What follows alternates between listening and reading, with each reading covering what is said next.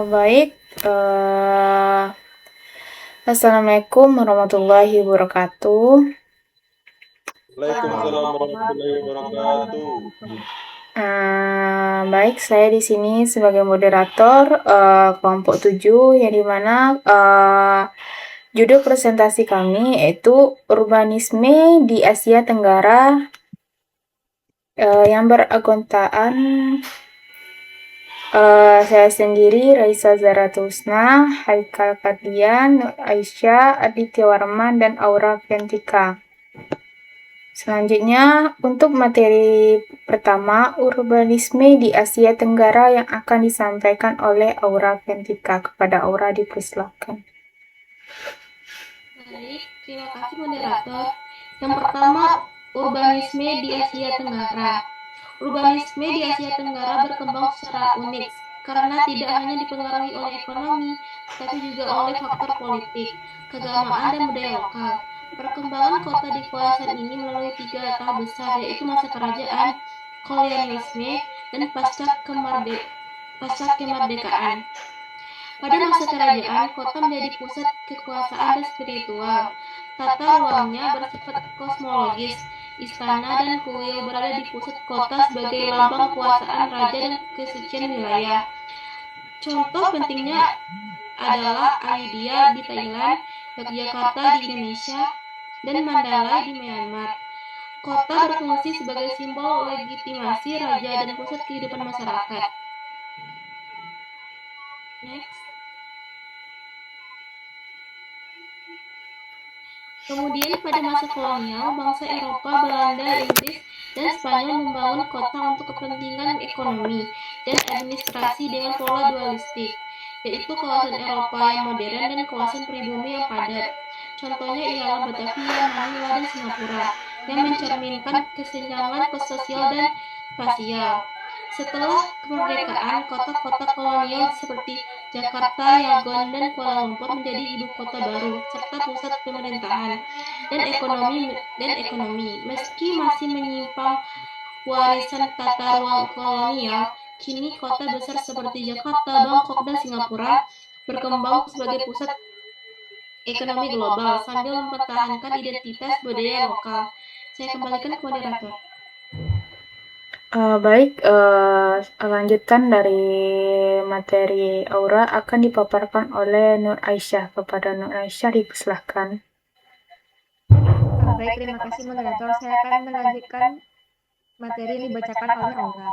Sejarah urbanisme Asia Tenggara menunjukkan bahwa kota sejak lama menjadi pusat kekuasaan, perdagangan, dan budaya.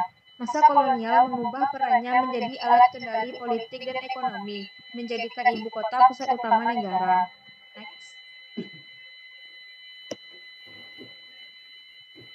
Next moderator. Bangkok berkembang dari inisiatif elit pribumi sebagai simbol nasionalisme, sementara Batavia dibangun VOC sebagai kota dagang, lalu menjadi pusat pemerintahan kolonial dan akhirnya ibu kota Indonesia modern. Singapura tumbuh sebagai pelabuhan entrepot Inggris dengan identitas berbasis keberhasilan ekonomi, sedangkan Rangon gagal menjadi simbol nasionalis karena dibangun tanpa dasar budaya lokal. Secara keseluruhan, kota di Asia Tenggara mencerminkan hubungan erat antara kekuasaan, ekonomi, dan identitas nasional menjadikan ibu kota pusat perubahan sosial dan politik. Dikembalikan kepada moderator. Baik, pemaparan materi selanjutnya, perkembangan awal urbanisasi di Semenanjung Malaysia, yang akan dipaparkan oleh Haikal. Kepada Haikal dipersilakan. Selanjutnya yaitu perkembangan awal urbanisasi di Semenanjung Malaysia. Urbanisasi di Malaysia bermula pada masa prakolonial, saat Malaka berkembang sebagai pelabuhan utama di jalur perdagangan dunia. Pada masa kolonial Inggris, pertumbuhan kota semakin pesat dengan munculnya dua lintas urbanisasi. Lintasan utara berpusat pada Penang dan lintas selatan berpusat di Malaka, hingga Kuala Lumpur. Kota-kota baru tumbuh karena kegiatan tambang dan perkebunan didukung oleh tenaga kerja imigran dari Cina dan India. Lanjut, moderator. Selanjutnya yaitu dampak sosial dan warisan kolonial yang tetap akan dilanjutkan oleh Haikal. Kepada Haikal dipersilakan. Selanjutnya itu dampak sosial dan warisan kolonial. Urbanisasi kolonial menciptakan kesenjangan sosial antara pemilik tambang yang kaya dan para kuli yang miskin. Menurut Winstead dan Wilkinson pada tahun 1974, para pemilik tambang hidup mewah, sementara kuli hidup menderita. Kota seperti Kuala Lumpur dan Penang berkembang pesat, tetapi ketimpangan sosial dan pola permukiman kolonial masih terlihat hingga masa depan. Dikembalikan kepada moderator.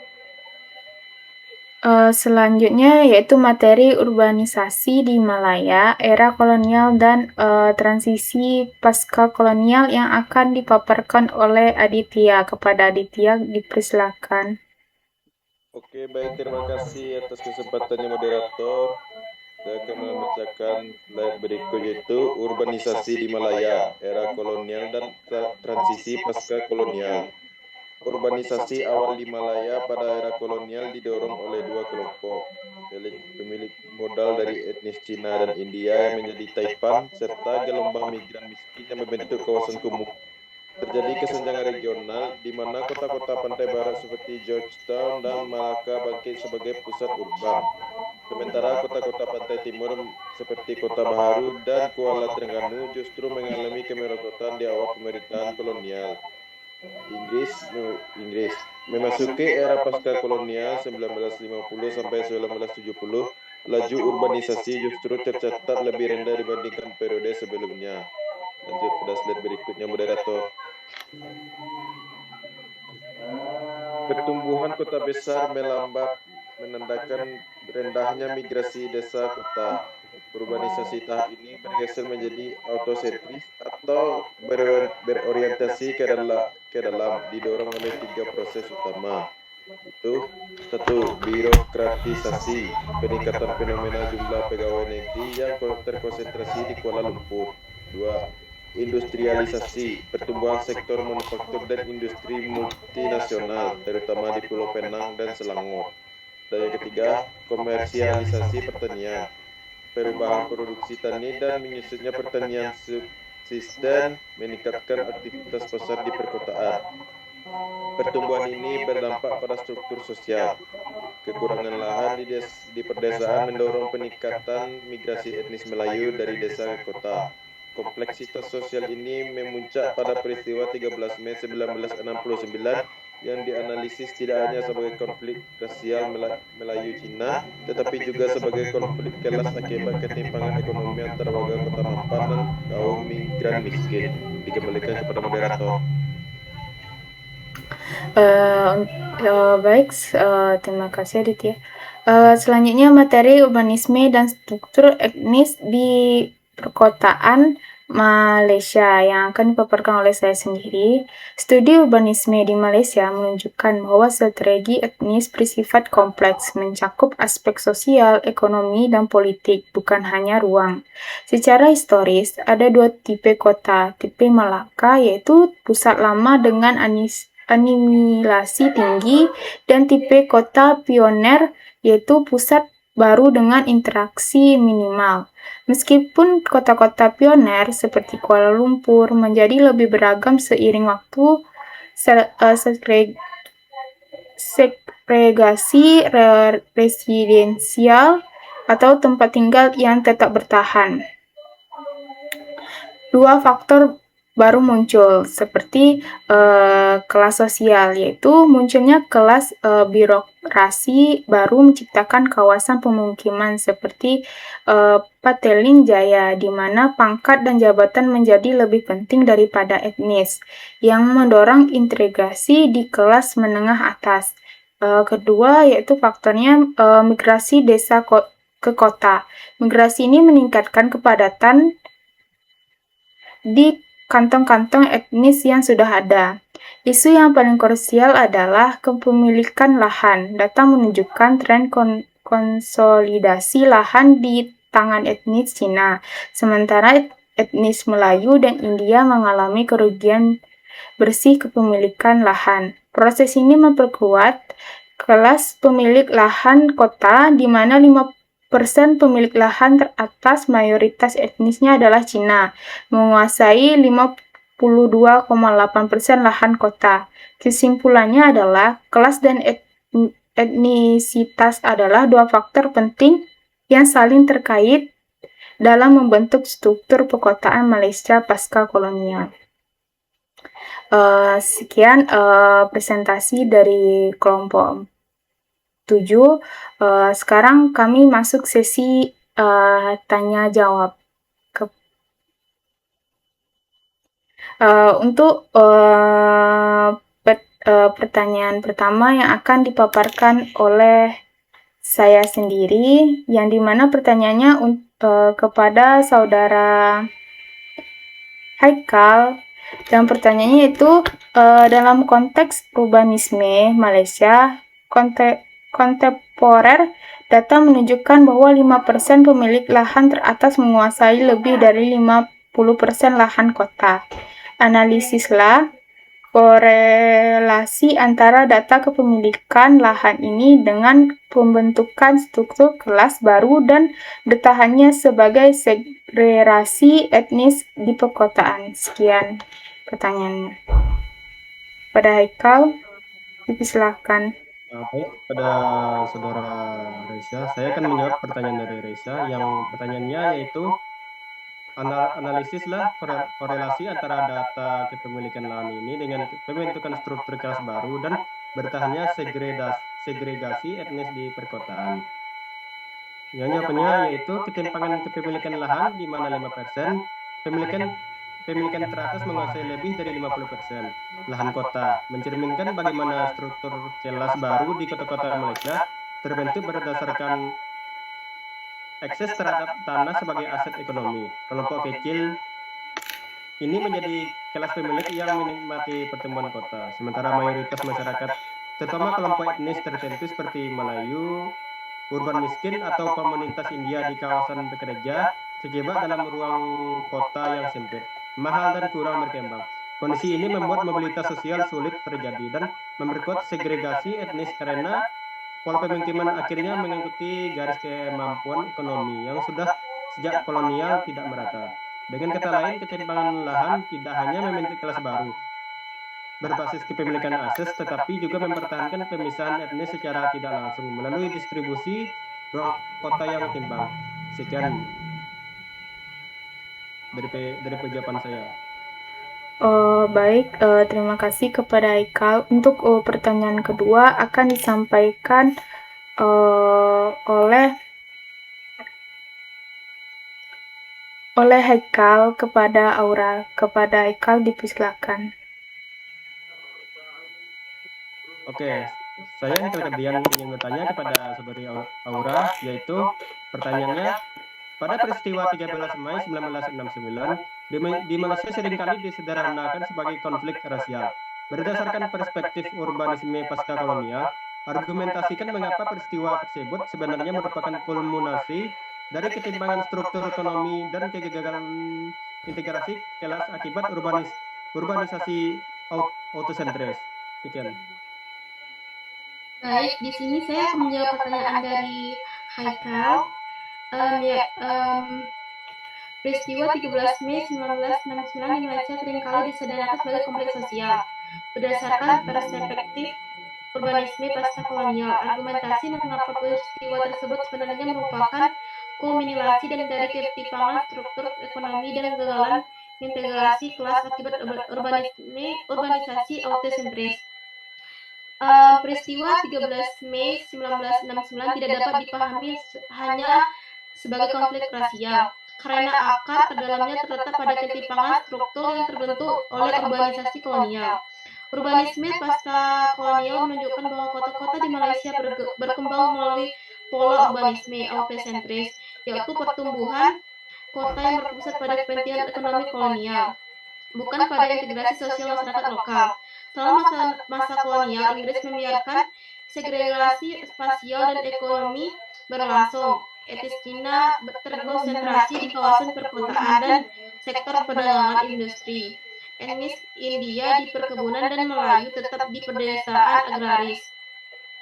Kemudian, Ketika Malaysia memasuki periode awal kemerdekaan, pola ruang dan struktur kelas ini tetap tidak berubah, menghasilkan kesenjangan tajam antara kota dan desa, serta antara kelompok yang terlibat dalam ekonomi modern dan yang tersisit dari proses urbanisasi. Jadi melalui urbanisme pasca kolonial, peristiwa 13 Mei bukan hanya sekedar pertentangan etnis, tetapi merupakan kulminasi dari kegagalan negara pasca kolonial, mengalami warisan urbanisme kolonial yang ausentris. Saya kembalikan ke moderator. Baik, terima kasih Aura. Untuk pertanyaan selanjutnya yang akan disampaikan oleh Aura kepada Nur Aisyah. Kepada Aura dipersilakan. Baik, di sini saya akan menanyakan kepada Aisyah, yaitu urbanisasi di semenanjung Malaysia pada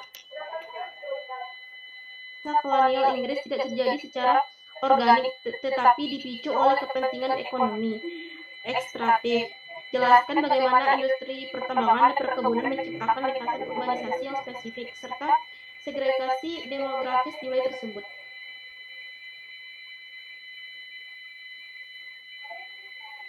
Baik, saya akan menjawab pertanyaan dari Aura, yang mana pertanyaan dari Aura yaitu jelaskan bagaimana industri pertambangan dan perkebunan menciptakan lintasan urbanisasi yang spesifik serta segregasi demografis di wilayah tersebut.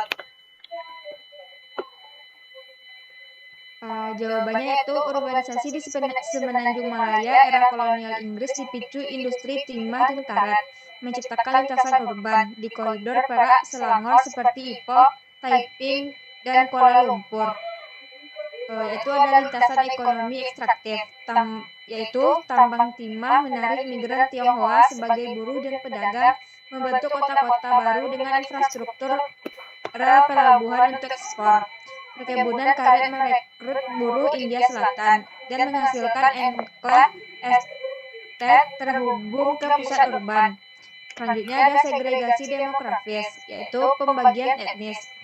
Tionghoa dominasi tambang komersial, India di perkebunan, Melayu tetap di pedesaan, tercermin dalam tata kota rasial, yaitu Eropa, Chinese, India, Malay, Quarters. Ini membentuk masyarakat terfragmentasi secara spasial dan sosial. Dikembalikan kepada moderator. Baik, terima kasih Nur Aisyah. Untuk pertanyaan selanjutnya yaitu pertanyaan Nur Aisyah yang akan dijawab oleh Aditya Warman. Kepada Nur Aisyah dipersilakan. Baik, saya akan bertanya kepada Adit, yaitu bandingkan trajektori pembangunan kota Bangkok dan Batavia atau Jakarta, evaluasi bagaimana faktor inisiator pembangunan, elit pribumi versus VOC atau kolonial, mempengaruhi identitas nasionalisme pada kedua kota tersebut hingga masa modern. Oke, terima kasih kepada Nur Aisyah telah bertanya, yaitu dengan pertanyaan bandingkan trajektori pembangunan kota Bangkok dan Batavia atau Jakarta, evaluasi bagaimana inisiator pembangunan, elit pribumi versus VOC atau kolonial mempengaruhi identitas nasionalisme pada kedua kota tersebut hingga masa modern.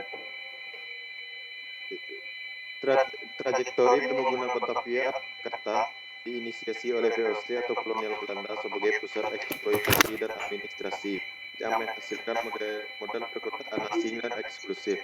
Hal ini memicu nasionalisme Indonesia sebagai gerakan revolusioner anti kolonial yang bertujuan menolak dan merebut kembali kota, menjadikan Jakarta modern sebagai simbol kemerdekaan yang berusaha menghapus identitas nama Batavia.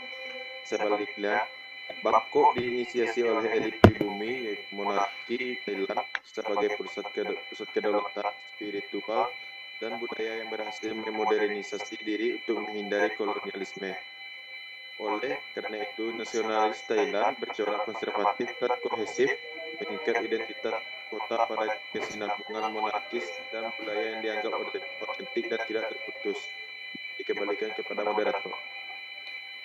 Baik, terima kasih kepada Adit. Selanjutnya itu pertanyaan Adit yang akan dijawab oleh Raisa. Kepada Adit, dipersilakan.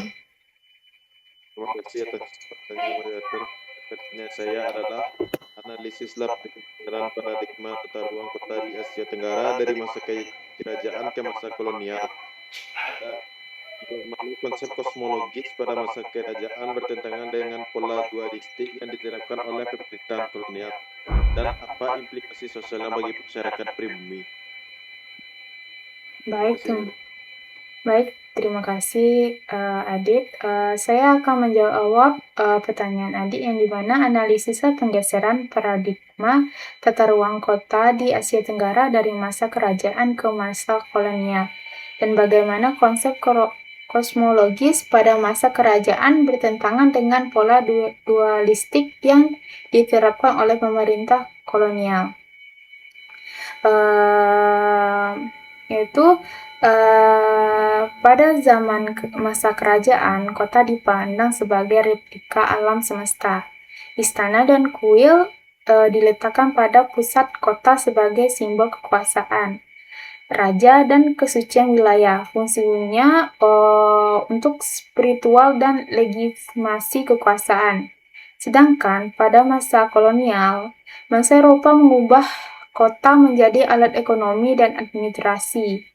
Mereka menetapkan pola dualistik yang memisahkan kawasan Eropa yang modern dan teratur dengan kawasan pribumi yang padat dan tidak teratur. Pergeseran ini menghilangkan kesakralan ruang kota dan menggantikannya dengan segregasi fisik yang mencerminkan rasisme dan kesenjangan sosial. Contohnya terlihat jelas di Batavia dan Manila yang mencerminkan kesenjangan sosial dan spesial antara penjajah dan penduduk lokal. Sekian jawaban dari saya. Dan sekian pula presentasi dari kelompok 7. Saya akhiri. Assalamualaikum warahmatullahi wabarakatuh. Waalaikumsalam warahmatullahi wabarakatuh.